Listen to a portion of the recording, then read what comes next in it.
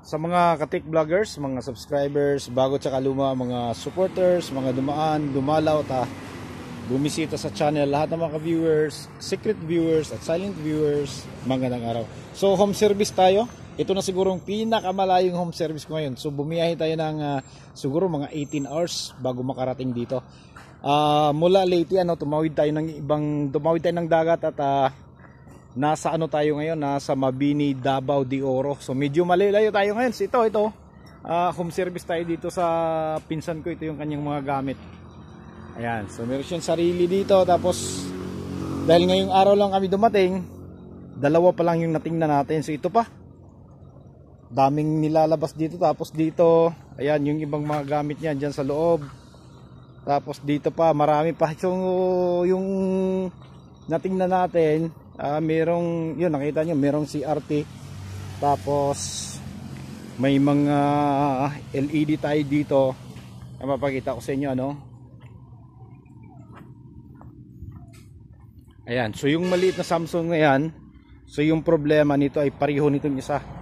Meron siyang backlight, okay yung kanyang backlight, okay yung kanyang sounds, pero walang picture. So non-GIP panel yung nandito ito. So nag-cutting na tayo dyan, okay na yan. So ito hindi pa natin natingnan kung ano talaga yung problema, kung ano yung pwedeng gagawin natin. Tapos ito, yan, okay na rin to. So ang ginawa natin dito, ito lang So walang power to, hindi gumagana.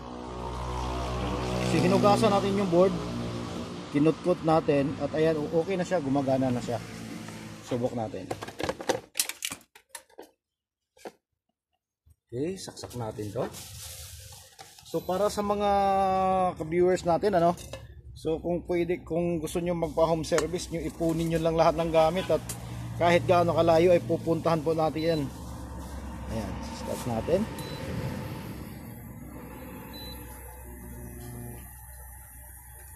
Okay, so nilinis lang natin yan, yung kinudkod natin kasi nagkakaroon siya ng korosyon sa loob. Yan, so yun, nakapapansin nyo, gumagana na siya. So wala tayong pinalitang piyesa dito. Tapos yun yan, nasabi natin yung isang TV na yan, wala din tayong pinalitan. So yung iba, titingnan pa natin. So hindi ko muna pinalabas lahat dahil ito, titingnan nyo yung sobrang makulimlim.